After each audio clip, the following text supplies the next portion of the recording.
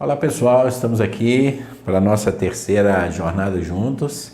Eu sou o pastor Fernando Neto Soares e estamos aqui para compartilhar com vocês que têm acompanhado o TFC Tomando a Forma de Cristo, a terceira parte desse nosso pensamento sobre respondendo o chamado missional. Eu quero compartilhar com vocês nesse terceiro pensamento como responder na prática, não é verdade? E o quarto será por que e como eu devo dizer sim, eu devo responder de forma pessoal ao chamado missional. Eu quero ler com vocês Lucas capítulo 4 e eu gostaria de pensarmos na presença transformadora de Jesus. Aqueles que estão acompanhando todos os estudos têm visto e ouvido eu enfatizar muito que a missão é de Deus, Cristo veio para cumprir a missão de Deus, a igreja deve somente refletir a missão de Deus e não criar uma missão paralela à missão de Deus ou à missão de Cristo.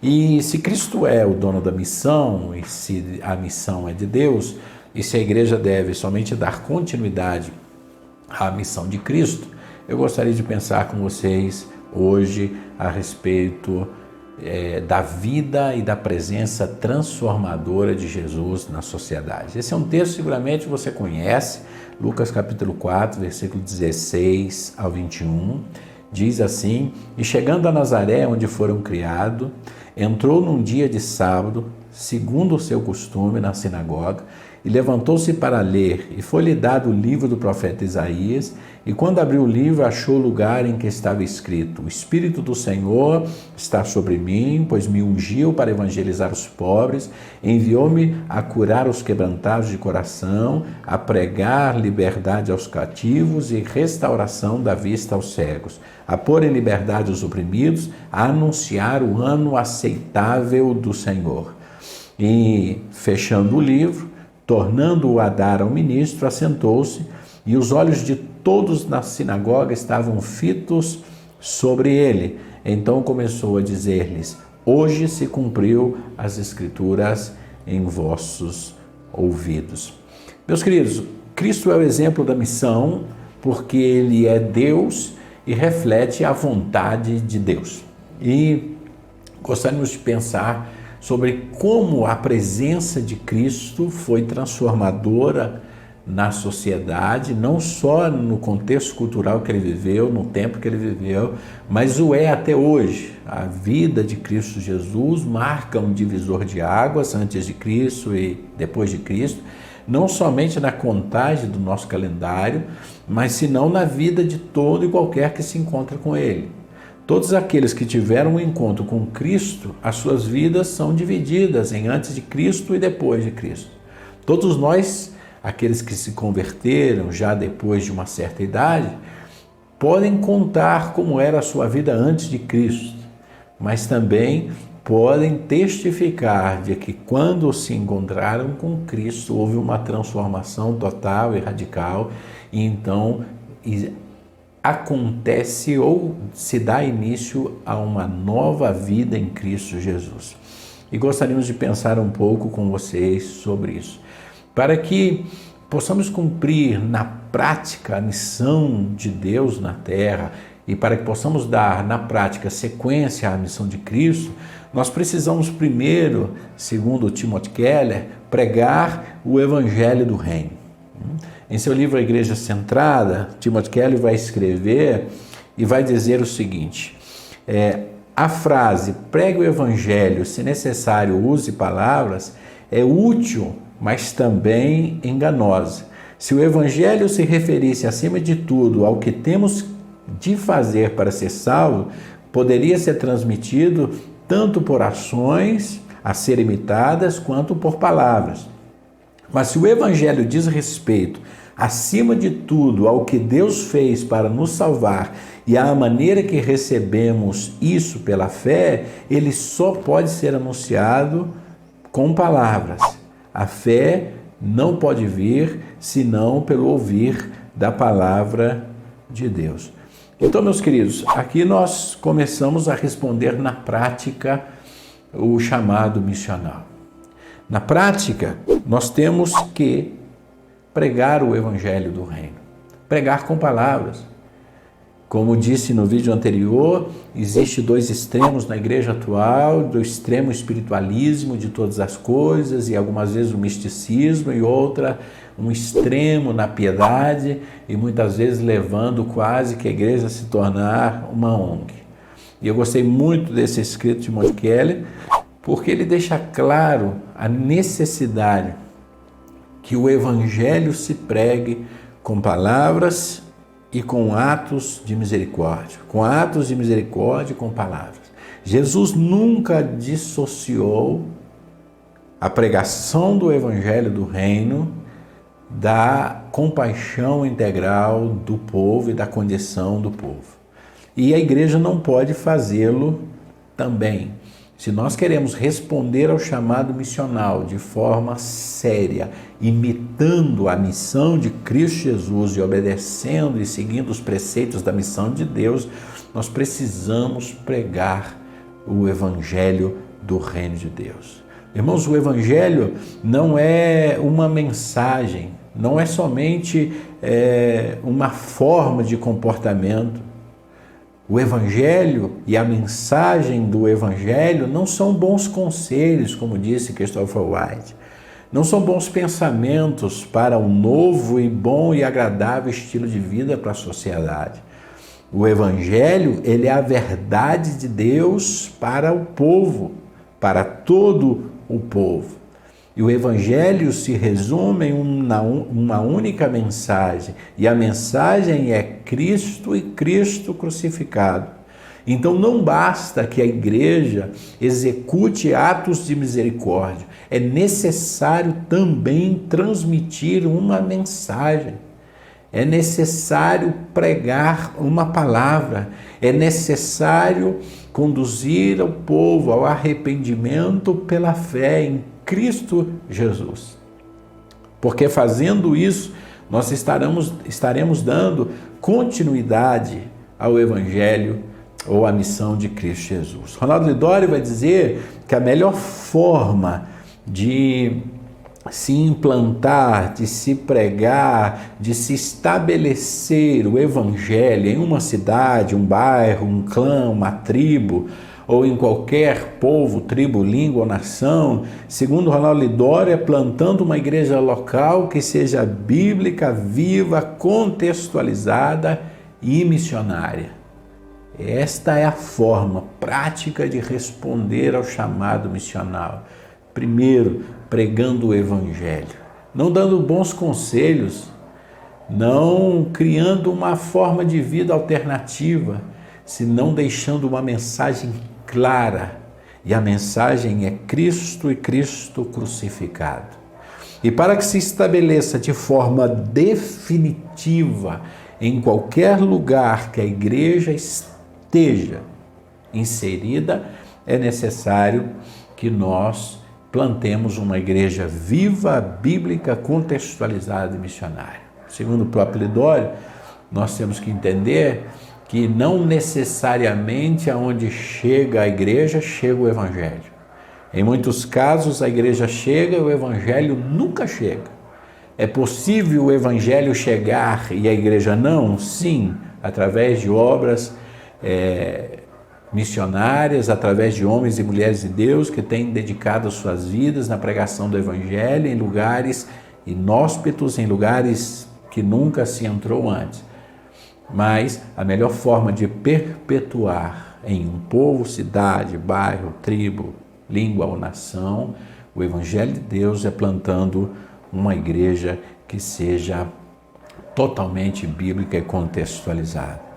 Para responder ou respondendo ao chamado missional, meus queridos, nada mais é, pensando e fazendo uma referência ao Pacto de Lausanne, é viver o evangelho todo, trabalhando para a transformação do homem todo e pregando o evangelho todo a todos os homens, em todo tempo e em todo lugar.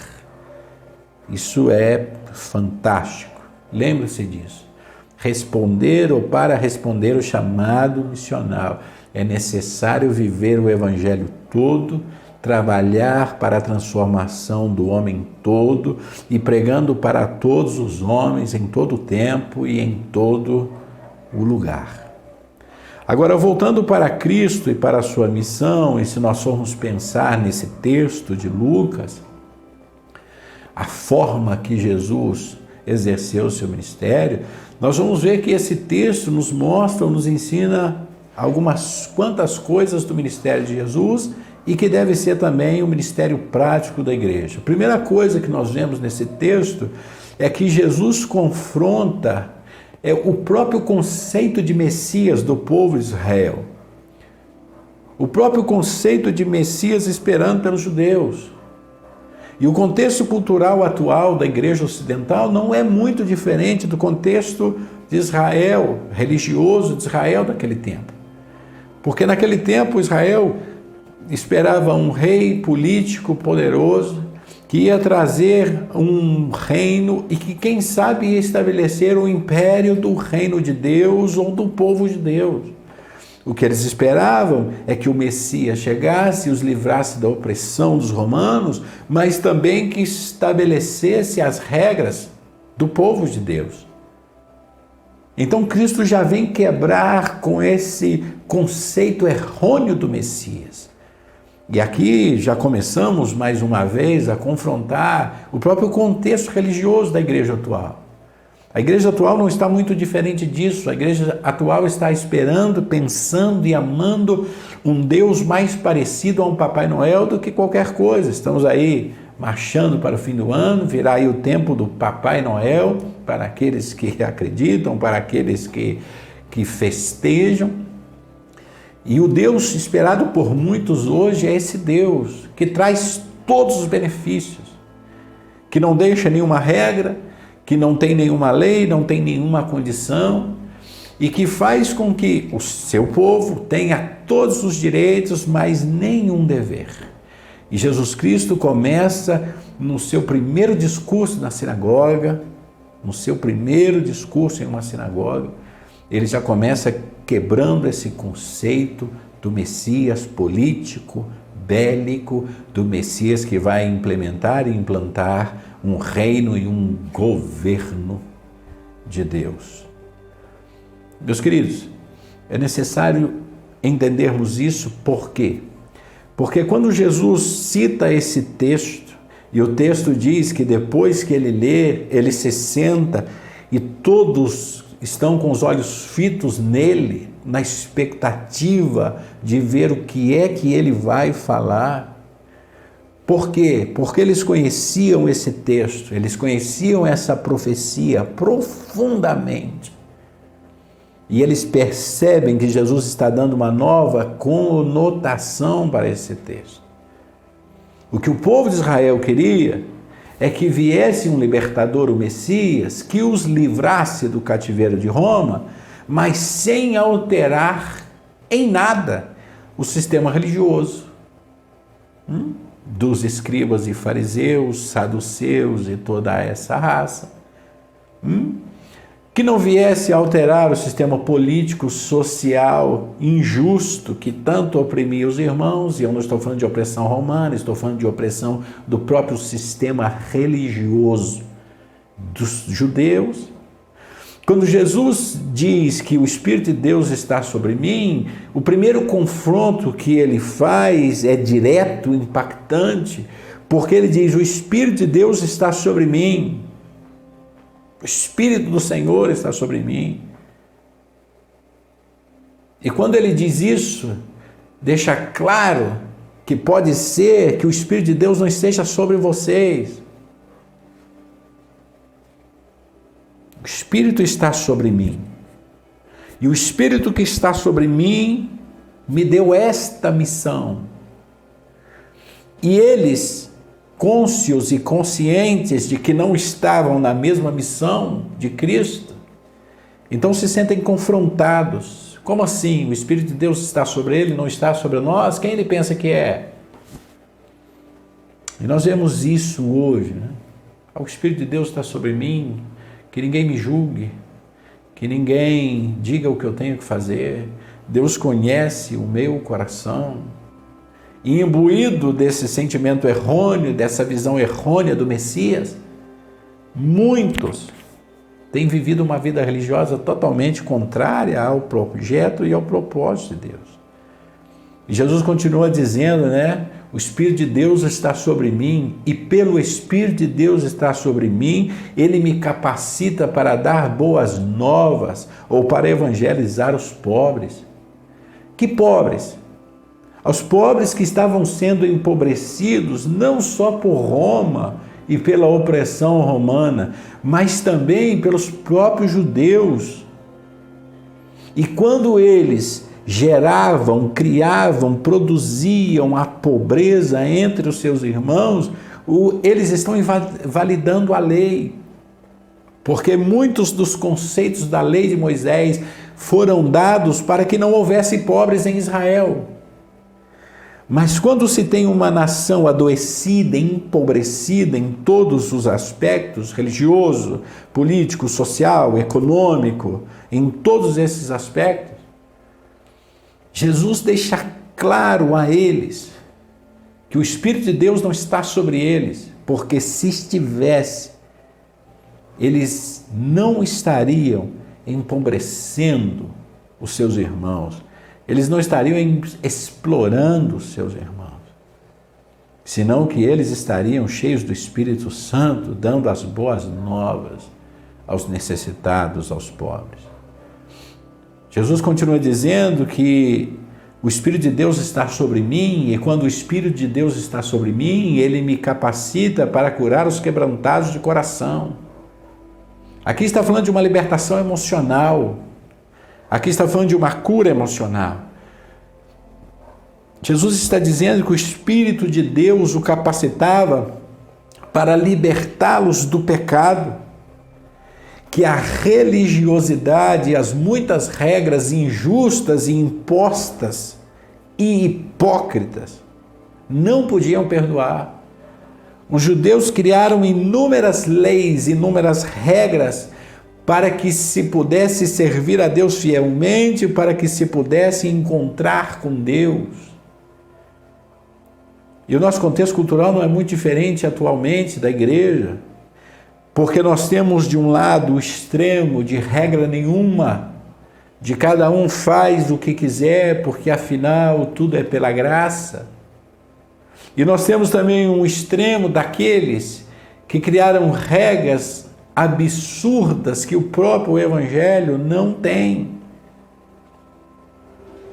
Quando Jesus vai dizer que o Espírito de Deus o capacita para curar o coração, para libertá-los do pecado que está sobre eles e que a religiosidade não tem permitido ser quebrada, tirado, arrancado e perdoado, Jesus mais uma vez os confronta e diz, a religiosidade de vocês, as regras de vocês, a piedade de vocês, a fé de vocês, a religião de vocês, primeiro, não conta com o Espírito de Deus, e segundo, não é capaz de fazer nada pelo ser humano.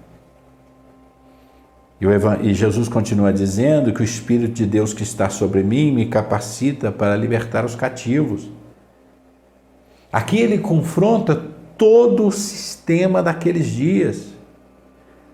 Quando Jesus fala de libertar os escravos, ele fala de libertar os escravos de Roma, que tanto lucro dava para os romanos, mas ele também fala de libertar os escravos escravizados, não só por Roma, mas também escravizados pelo sistema religioso de Israel.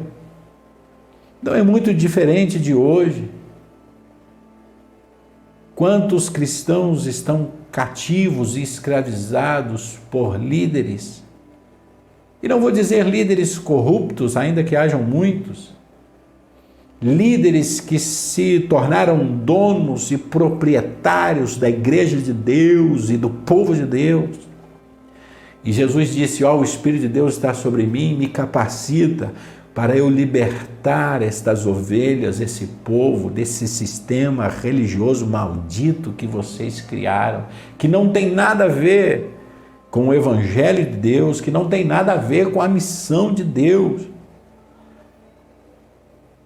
Eu vim para libertar os cativos do sistema religioso que escraviza, do sistema econômico que escraviza, do sistema político que escraviza, do sistema social que escraviza. Eu vim para libertar o homem todo. E se nós queremos cumprir a nossa missão e responder ao chamado missional, nós temos que entender que a igreja foi chamada para desafiar, para confrontar, para transformar e impactar o sistema todo. O sistema todo. Jesus continua dizendo: eu vim e o Espírito de Deus está sobre mim e me capacita para dar vista aos cegos. Uau, esse homem é perigoso, nós temos que matá-lo. Nós temos que tirar ele do nosso meio. Porque quando Jesus fala de abrir as vistas aos cegos, ele não está falando desde o físico, ainda que ele o fez fisicamente muitas vezes, mas ele está falando sobre abrir os olhos do povo e mostrar ao povo que o que aqueles líderes religiosos estavam fazendo era totalmente errôneo, não tinha nada a ver com lei de Deus, com vontade de Deus e com missão de Deus.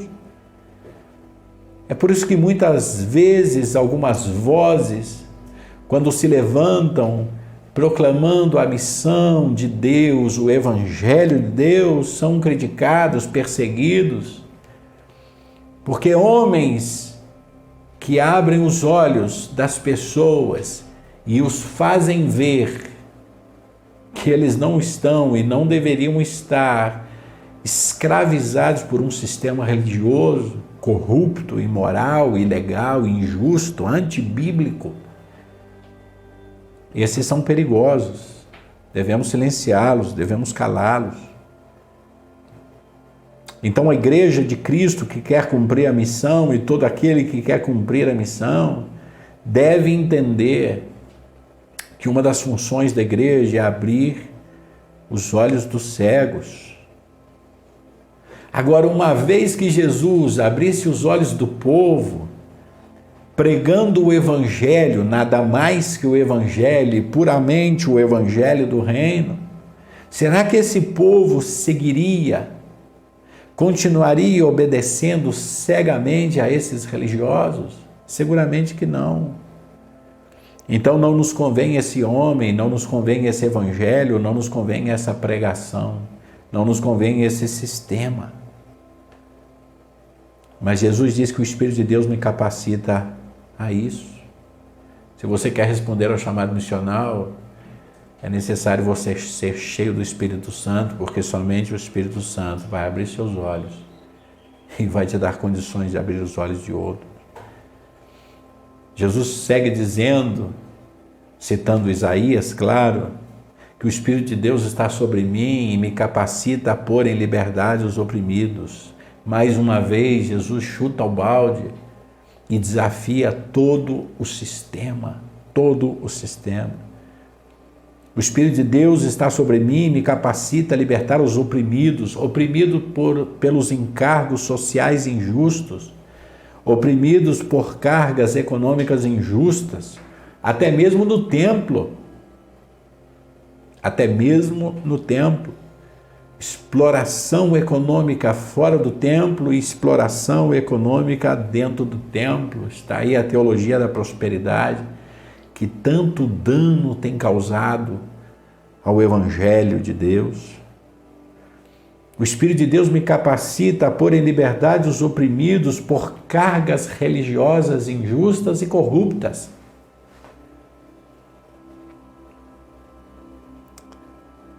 E para responder ao chamado missional é necessário que a igreja se liberte. A igreja se liberte de encargos sociais injustos. Até porque Isaías 32, Isaías 58 diz que quando o Espírito de Deus descer sobre nós, haverá um reino de justiça e paz. Então, uma das características das pessoas cheias do Espírito Santo é muito mais que pular, saltar e gritar.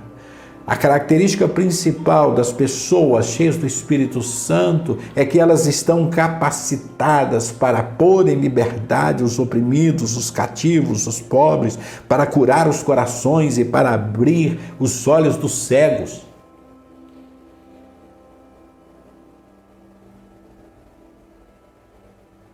É interessante porque, já terminando o texto de Isaías, Jesus diz: o Espírito do Senhor está sobre mim e me capacita a anunciar o tempo aceitável do Senhor. Em outras palavras, o Espírito do Senhor me capacita a anunciar que essa palavra profética que vocês vêm recitando há tantos anos, há tanto tempo, essa palavra e esse texto de Isaías 61, que vocês têm lido sistematicamente no vosso sistema religioso, o Espírito de Deus me capacita para dizer que esse tempo chegou, que esse tempo é aqui e é agora.